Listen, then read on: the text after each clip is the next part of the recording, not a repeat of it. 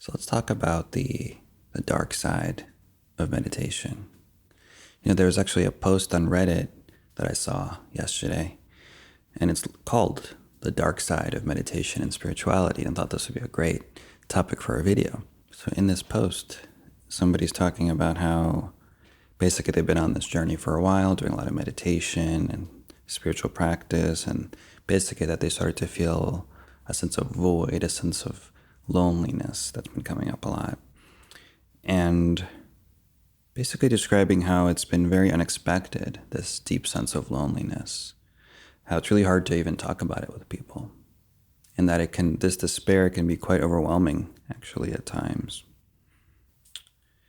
And so I wanted to just talk about this, actually, because this is what happens. This is exactly what happened. It's actually supposed to happen. We tend to have this view of meditation as if it's really just a matter of reaching some enlightened state and just going through some practices, and that you're going to just feel amazing at some point, right?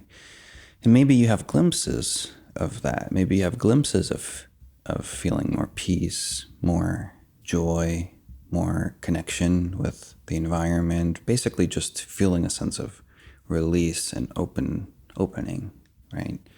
And that can be very profound and can feel very blissful. But what also happens when you open up is that all the buried emotions that we never really talk about, we're not even aware that they're even there, to be honest with you, they start to come up. And I spent many meditation periods just filled with, all sorts of emotions, rage, sadness, despair, fear. A lot of fear was coming up for me. But especially the sense of loneliness and sadness, for sure. I've experienced a lot of that.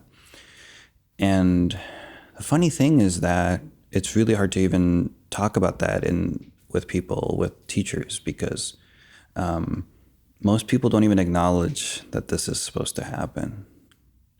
A lot of people can look at this as if it's an unnecessary byproduct, maybe you're doing something wrong, or basically that this shouldn't be happening. And I had this view for many years that this shouldn't be happening. That whatever I was experiencing was basically reflecting on me doing something wrong. Like, for instance, falling asleep during meditation, that's me doing something wrong. Getting really distracted, that's me doing something wrong. A lot of loneliness coming up, right? Okay, this is something wrong. This shouldn't be happening. But like I was saying, though, this is exactly what's supposed to happen. So let's say you have a meditation practice, right? You might be on a spiritual path. You might just be doing it for health reasons. But if you feel into this, there's a goal that you have in mind when you're meditating. I mean, you're not just doing it for no reason at all, right? So you're trying to maybe achieve some state of peace, or maybe you want to feel more free, right? So with that goal in mind, though, how do you achieve that? Like, what is the whole point of meditation, really? Well, when you start to open up, go inward, open up to your, what we're usually not aware of, right? That's the whole point of meditation, is to kind of settle into yourself, go inward. And you might want to bring a sense of peace and calm. But what if there's turbulence when you go within? What if there's an emotion within that doesn't feel like calm, doesn't really feel like peace and freedom? How do you react to that emotion? And if you look at typically, right, meditation practice teaches you maybe to ignore feelings. And you're kind of just staying with the object, if it's the breath, or you're just kind of just allowing everything to be as it is. Right? Whatever meditation practice you're doing, you're probably not going right into that feeling, which is okay. But I want to just point out, though, that if your goal is to actually feel more peace and freedom, you actually have to go into that emotion. Because if there's an emotion of loneliness coming up for you, then that's exactly what you need to go into. It's not coming up for no reason. It's coming up because it needs to be looked at, to be kind of apprehended, almost acknowledged, to be curious about, to look into this, like, why is this coming up? What could this feeling be about? Can I connect with it in words? Can I connect with any sense of resistance that doesn't want to feel this feeling? Because that's also there too. It's just often buried. And if you're just doing meditation where you're like, okay, I'm just going to allow this, I'm just going to allow this. Well, what about the part of you that's buried that doesn't want to feel that loneliness? Because really you're just covering over it by trying to allow it. Or maybe you're ignoring it and focusing on something else, which is the same thing. We just ignore these repressed feelings because that's what we're taught to do. And meditation can actually become an extension of that, where you're actually just ignoring your feelings and you're trying to create a sense of peace and calm. And it's kind of artificial until it stops working. And now all of a sudden you're really feeling all that fear, or like you're really feeling all that loneliness or anger or whatever it is, shame. But this shouldn't be happening. This isn't how meditation's supposed to be. So I must be doing something wrong. No, that's actually what's supposed to happen. Because for you to reach a deeper level of peace and equanimity, you kind of have to make room. Like it's almost like you have to make room in your closet. You have to clean out your closet, basically. You don't even know that there is a closet probably, but there is. It's all buried feelings, perspectives. They're very physical, these feelings. It's not just something abstract, right? The shadow, the unconscious, is not something that's abstract. Oh, let's just theoretically talk about the shadow. No, it's very real, and we experience it every day. Moment by moment, we experience these unconscious feelings. And most of the time, they're actually controlling us. Most of the time, it's like a backseat driver. Like it's actually driving a lot of your behaviors without you recognizing it, really, these feelings, these patterns. So meditation kind of just allows them to come up because you're slowing down and you're opening up. That's the whole point of meditation, right? But what happens when something surfaces? Some deep feeling that's a little scary. Well, you can, of course, find a way to connect and contact this feeling and learn to work with it using inquiry, using whatever approach works for you. But meditation is not something that should be feared. We just need to have a healthy understanding, I think, a realistic understanding that it's not going to heal. It's not going to resolve all your issues. That meditation in and of itself is not going to lead to peace.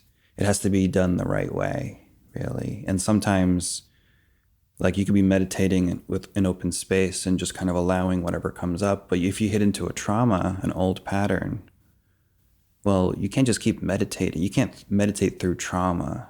You actually have to go into it, and almost, it's like you have to go into that relative feeling and actually let it be heard. Let the words be heard.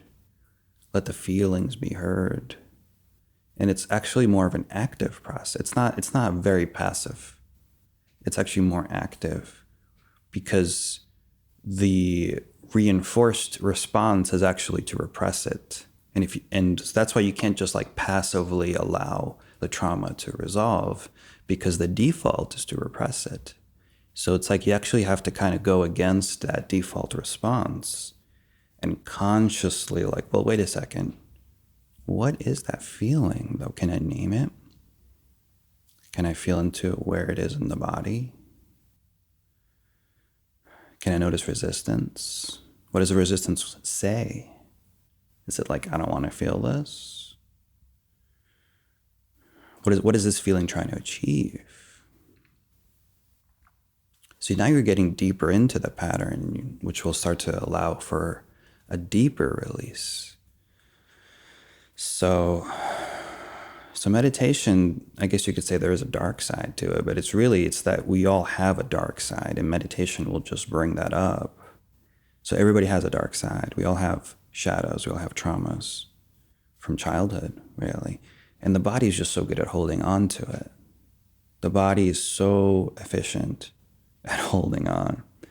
And sometimes it can be kind of, frustrating, right? But to be honest with you, you don't have to resolve all of your traumas just to feel better. You kind of just have to go one at a time, and whatever's in front of you now is what needs to be acknowledged. And you're actually going to feel better as soon as that releases. And then maybe something else will come up. And so then you work with that and you allow that to move through. And sometimes it just feels so endless, really. And what I would say then is sometimes you just need to really just take a break and not push yourself, because a lot of meditation can just bring stuff up. And sometimes you just need to ground yourself in ordinary activities and just do gardening, do groceries, just kind of forget about meditation for a little while, really, if you have a lot coming up. And again, I'm not saying that you should avoid your feelings, but it's just sometimes you just have to not push yourself really and take a break. But if there is a lot coming up for you in meditation, stay curious to this. Stay curious to the feelings, and stay curious to any sense of judgment that this shouldn't be happening. Because that's a huge block. That can be a huge block, and it was for me too. That this feeling, this experience shouldn't be happening, and therefore I need to resist it somehow. I need to turn away from it somehow, avoid it somehow.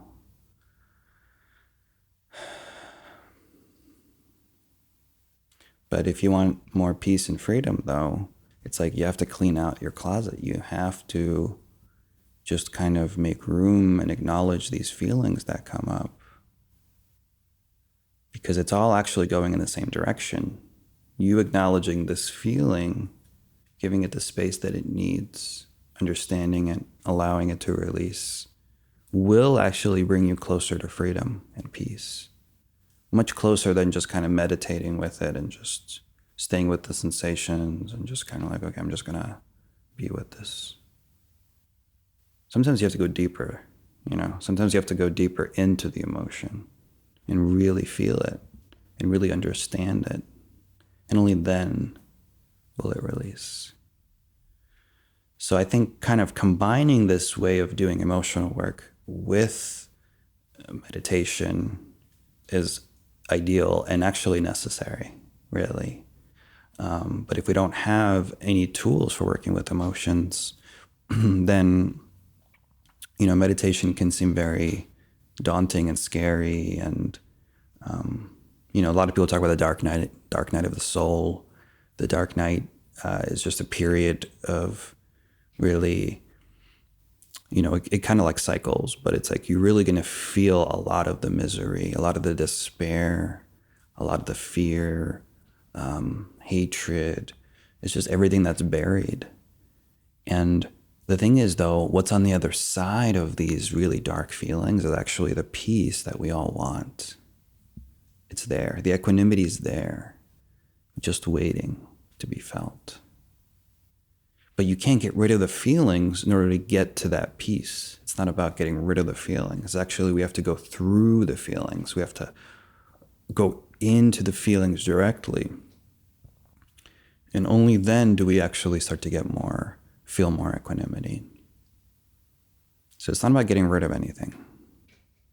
It's about seeing that everything that comes up for you is almost like a display of your own wisdom, I guess you could say. Even those dark emotions like sadness and loneliness and despair, even those are actually very important and trying to give you something very important.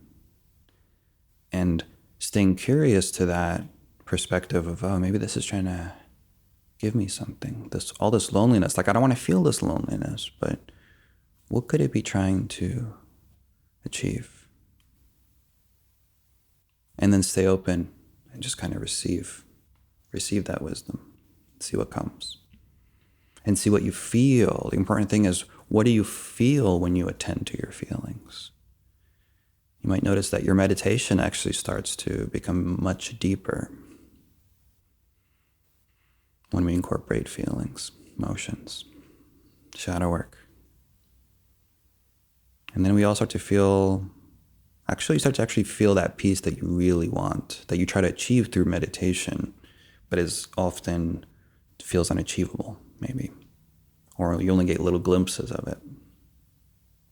Well, why is that? What's in the way of that peace? And can I stay curious to what's in the way of peace? Can I allow it? Can I explore it?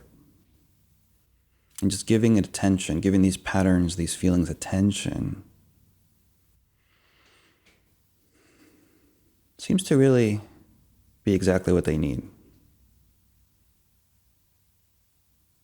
And it's not really about even creating stories. You're not creating stories about yourself, because it just starts to release, the emotions start to release. And now all of a sudden, whatever story there was is quite neutral now, because it doesn't have the emotion powering it anymore. So if you notice yourself overthinking a lot, come into the body, notice the feelings, name the feeling.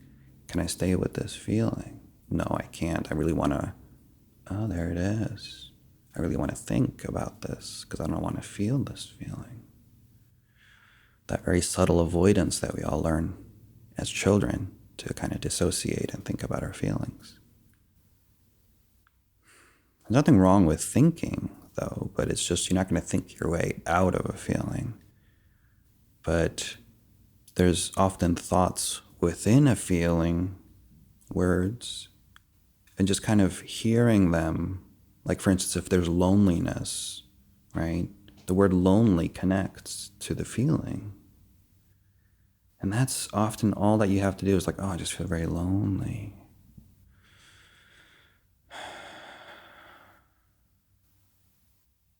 I don't want to feel this. Often there's that resistance, right? I don't want to feel the loneliness, but I do feel lonely right now.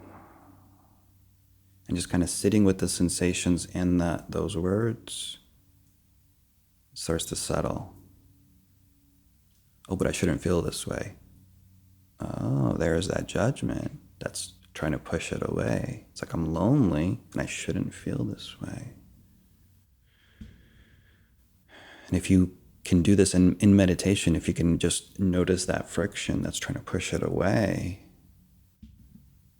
what happens? What happens in your direct experience? What happens with the contraction that feels like loneliness?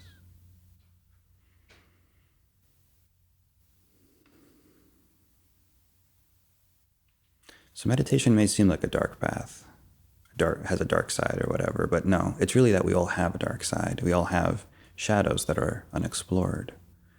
But we all have the capacity to walk this path and resolve these shadows. And really, you're the only one that can do this for yourself. No one can truly resolve your shadows except you. But if there's doubt about this, you can notice that, oh, there's doubt about me having the capacity to do this. Where do you feel that doubt? So you can always just kind of come back to the body and just notice the contractions and staying with it. Not reacting.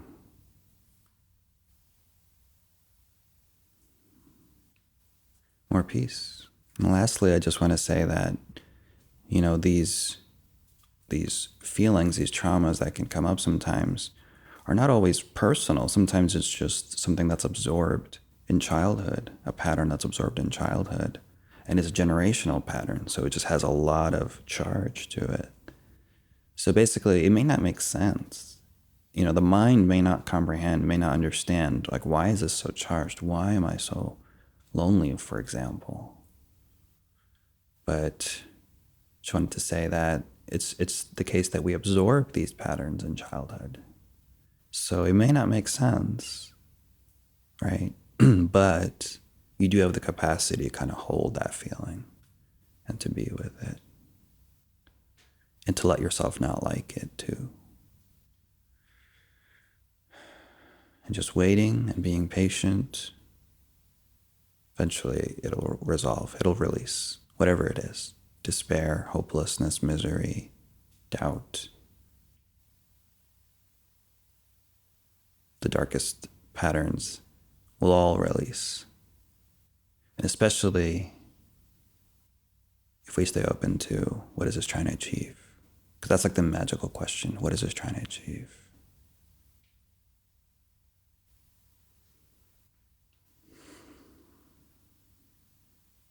So hopefully that's helpful.